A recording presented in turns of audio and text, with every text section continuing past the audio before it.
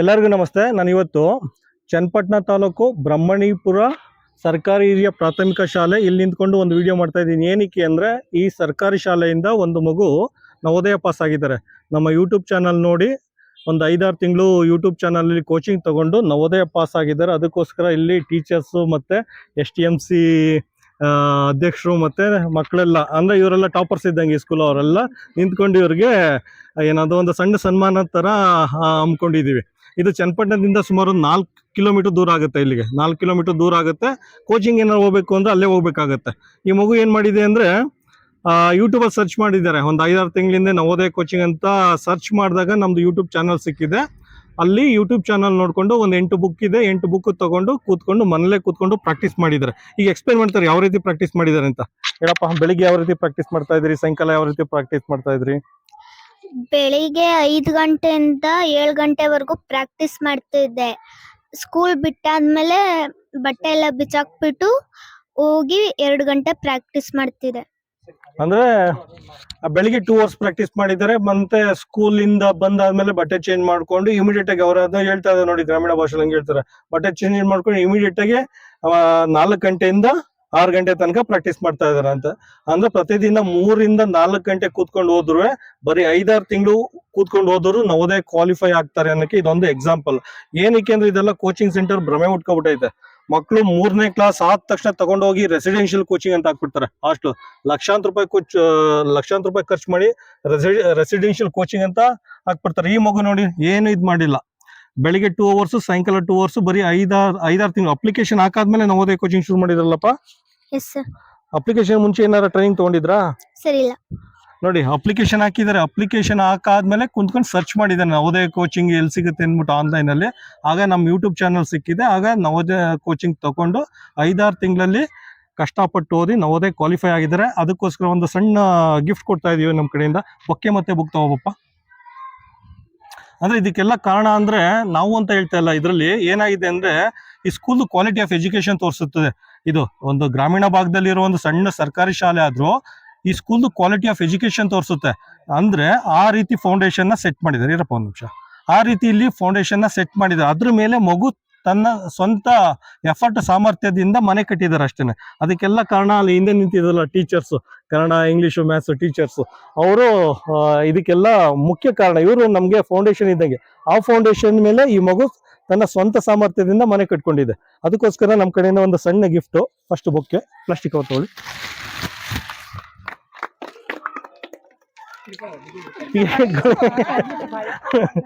ಮತ್ತೆ ಹಾಸ್ಟೆಲ್ ಯಾವ ರೀತಿ ಇರ್ತೀರಾ ಈಗಲೇ ಇಷ್ಟೊಂದು ಭಯ ಪಟ್ಕೊಂಡ್ರೆ. ಮತ್ತೆ ಇದೊಂದು ಸಣ್ಣ ಬುಕ್. ಏನಕ್ಕೆ ಅಂದ್ರೆ ಕೊಡಪ್ಪ ಬುಕ್. ಇದೇನಕ್ಕೆ ಬುಕ್ ಅಂದ್ರೆ ನವೋದಯ UPSC ಪರೀಕ್ಷೆ ತಯಾರಿಯ ಮೊದಲನೇ ಹೆಜ್ಜೆ ಆಗಿರುತ್ತೆ. Next Sainik school second step ಆಗಿರುತ್ತೆ. ಆದ್ರಿಂದ ಈ ವರ್ಷ ನವೋದಯ ಎಕ್ಸಾಮ್ ಬರ್ದಿರಾ, ಕ್ವಾಲಿಫೈ ಆಗಿದ್ದೀರಾ, ನವೋದಯನೇ ಕ್ವಾಲಿಫೈ ಆಗಿದ್ದೀರಾ ಅಂದ್ರೆ ಇದು 100% ಕ್ವಾಲಿಫೈ ಆಗ್ತಾರೆ ಸೈನಿಕ. ಮುಂದಿನ ವರ್ಷ ಸೈನಿಕ್ ಸ್ಕೂಲ್ ಅಂತ ಎಕ್ಸಾಮ್ ಬರುತ್ತೆ, ಆಯ್ತಾ? ಅಪ್ಲಿಕೇಶನ್ ಹಾಕ್ಬಿಟ್ಟು ಅದು ಮಿಸ್ ಮಾಡದಂತೆ ಬರೀಬೇಕು. ಮತ್ತೆ ಹೇಳಿನಲ್ಲ, ಮೈಂಡಲ್ಲಿ ಕೂತ್ಕೋಬೇಕು. ಆದ್ರೆ IAS ಅಧಿಕಾರಿ ಆಗ್ತೀನಿ ಅಂತ ತಲೆಲ್ಲ ಕೂತ್ಕೊಂಡಿರ್ಬೇಕು, ಆಯ್ತಾ? ಈ 5ನೇ ಕ್ಲಾಸ್ ವಯಸ್ಸಲ್ಲೇ ನೀವು ನವೋದಯ ಕ್ವಾಲಿಫೈ ಆಗಿದ್ದೀರಾ ಅಂದ್ರೆ ಸ್ಟೆಪ್ ಬೈ ಸ್ಟೆಪ್ ಓದ್ಕೊಂಡು ಹೋಗ್ತಾರೆ. 6ನೇ ಕ್ಲಾಸಲ್ಲಿ ನವೋದಯ ಎಕ್ಸಾಮ್ ಇದೆ, ಪುನಃ 8ರಲ್ಲಿ ಇದೆ, 9ರಲ್ಲಿ ಇದೆ. PUC ಆದ ತಕ್ಷಣ ಆನ್ಲೈನ್ ಅಲ್ಲಿ ನೀವು UPSC ಟ್ರೈನಿಂಗ್ ತಗೊಂಡು UPSC ಕ್ವಾಲಿಫೈ ಆಗಿ IAS ಆಫೀಸರ್ ಆಗಿ ನನ್ನ ನೋಡ್ಕೊಂಡು ಬರ್ಬೇಕು, ನನ್ನ ನೋಡಕ್ ಬರ್ಬೇಕು. ಸ್ವೀಟ್ ತಗೊಂಡು ಬರ್ತೀರಾ ಸರ್ ಬರ್ತೀನಿ. ಮೈಂಡ್ ಅಲ್ಲಿ ಕೂತ್ಕೊಂಡಿರೋ. ಆದ್ರೆ IAS ಅಧಿಕಾರಿ ಆಗ್ತೀನಿ ಅಂತ. ಮತ್ತೆ ಸ್ಕೂಲ್ HM ಮಾತಾಡ್ತಾರೆ ಯಾವ ರೀತಿ ಇಲ್ಲಿ ಯಾವ ರೀತಿ ಕ್ವಾಲಿಟಿ ಆಫ್ ಎಜುಕೇಶನ್ ಬಗ್ಗೆ ಸ್ಕೂಲ್ HM ಮಾತಾಡ್ತಾರೆ. ಯಾವ ರೀತಿ ಇದಂದ್ರೆ ಇಲ್ಲಿ ಹೇಳಿದ್ರಲ್ಲ ಮ್ಯಾಮ್ ಫೌಂಡೇಶನ್. ನಮಸ್ತೆ ಸರ್. ಮೈಕ್ ತಗೊಳ್ಳಿ. ನಮಸ್ತೆ. ತನುಶ್ರೀ ಅಂತ ಇಲ್ಲಿ 5ನೇ ಕ್ಲಾಸ್ ವ್ಯಾಸಂಗ ಮಾಡ್ತಾ ಇದ್ದಾಳೆ. ಅವಳು ಲಾಸ್ಟ್ ಮೂಮೆಂಟ್ ಅಲ್ಲಿ ಅವಳು ಏನ್ ಮಾಡ್ಬಿಟ್ಲು, ನವೋದಯ ಎಕ್ಸಾಮ್ ನ ಅವ್ರಮ್ಮ ಹೇಳಿ ಅಪ್ಲಿಕೇಶನ್ ಹಾಕ್ತೀನಿ ಮೇಡಮ್ ಅಂದ್ರೆ ಹಾಕಿದ್ರು. ಸರ್ ಅವಳು ನೀವ್ ಈಗಲೇ ನಮ್ಗೆ ಗೊತ್ತಾಯ್ತು.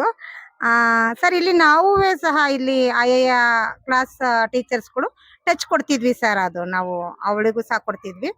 ಮತ್ತೆ ಅವಳು ಕ್ಲಾಸಲ್ಲೂ ಅಷ್ಟೇ ಸರ್, ಗುಡ್ ಗರ್ಲ್. ಅವಳು ತುಂಬಾ ಚೆನ್ನಾಗಿ ಆನೆಸ್ಟ್ ಆಗಿ ಓದ್ತಿದ್ಲು, ತುಂಬಾ ಚೆನ್ನಾಗಿ ಕಲಿಕೆಯಲ್ಲಿ ಮುಂದಿದ್ಲು. ಅವಳು ಹೇಗೆ ಗೊತ್ತಾ ಸರ್, ಟಾಕ್ಲೆಸ್ ವರ್ಕ್ ಮೋರ್ ಅನ್ನೋ ತರ ಹುಡುಗಿ ಅವಳು. ಕಡಿಮೆ ಮಾತಾಡೋದು, ತುಂಬಾ ಚೆನ್ನಾಗಿ ಹಾರ್ಡ್ ವರ್ಕ್ ಮಾಡ್ತಿದ್ಲು ಸರ್. ನಮ್ಗೆ ಈ ವಿಚಾರ ತುಂಬಾ ಖುಷಿ ಇದೆ. ನಮಗೂ ಸಹ ಅದು ನಂಬಿಕೆ ಇರ್ಲಿಲ್ಲ ಅವಳದು. ಅವ್ರ ಅಮ್ಮನಿಗೆ ಫೋನ್ ಮಾಡಿ ಹೇಳಿದಾಗ ನಮ್ಗೆ ತುಂಬಾ ಖುಷಿ ಆಯ್ತು. ನಾವೆಲ್ಲರಿಗೂ ಆ ಖುಷಿನ ನಾವೆಲ್ಲದಕ್ಕೂ ಶೇರ್ ಮಾಡ್ಕೊಂಡ್ವಿ ಸರ್. ಮತ್ತೆ ನಾನು ನಿಮ್ಗೂ ಈ ಮೂಲಕ ಥ್ಯಾಂಕ್ಸ್ ಹೇಳಕ್ ಇಷ್ಟಪಡ್ತಿದ್ದೀನಿ. ಈಗ ನಿಮ್ ಯೂಟ್ಯೂಬ್ ನೋಡೋರೆ ನನಗೆ ಇವತ್ತು ಗೊತ್ತಾಯ್ತು. ಹಾಗಾಗಿ ಒಂದು ಯೂಟ್ಯೂಬ್ ಇಂದ ಮಗು ಕಲ್ತಿದ್ದಾಳೆ ಅಂತಂದ್ರೆ ಅದ್ರಲ್ಲಿ ನಿಮ್ದು ಸಹ ಅಲ್ಲಿ ಹೆಲ್ಪ್ ಇರ್ತದೆ. ನಿಮ್ಗೂ ಸಹ ಈ ಮುಖಾಂತರ ನಾನು ನಮ್ಮ ಶಾಲೆಯ ಪರವಾಗಿ, ಶಿಕ್ಷಕರ ಪರವಾಗಿ ನಿಮ್ಗೆ ಧನ್ಯವಾದಗಳನ್ನ ಅರ್ಪಿಸ್ತೀನಿ ಸರ್. Thank you sir. ಈಗ ನಮ್ಮ STMC ಅಧ್ಯಕ್ಷರು ಮಾತಾಡ್ತಾರೆ. ನೆಕ್ಸ್ಟ್ ಅವ್ರ ಮಗದ ಒಂದು ಖುಷಿ ವಿಚಾರ ಅಂದ್ರೆ ಇವ್ರ ಮಗು 4ನೇ ಕ್ಲಾಸಿಂದ 5ನೇ ಕ್ಲಾಸ್ ಬರ್ತಾ ಇದಾರೆ. ಈಗ ನೆಕ್ಸ್ಟ್ ಅವ್ರಿಗೆ ನವೋದಯ ಕೋಚಿಂಗ್ ಯಾವ ರೀತಿ ಅಂದ್ರೆ ಇಲ್ಲೇ ಇದಾರೆ, ನಮ್ಮ ರಾಯಭಾರಿ ಇದಾರೆ, ನಮ್ಮ ಅಂಬಾಸಿಡರ್ ಇದಾರೆ, ಇವರೇ ಮಾರ್ಗದರ್ಶನ ಮಾಡ್ತಾರೆ. ನೋಡೋಣ ಯಾವ ರೀತಿ ಮಾಡ್ತಾರೆ ಅಂದ್ಬಿಟ್ಟು. ಸರ್ ನೀವೊಂದು 2 ಮಾತು ಮುಂದೆ ಬನ್ನಿ ಸರ್. ನಮಸ್ತೆ, ಮಹೇಶ್ ಅಂತ, STMC ಸದಸ್ಯರು.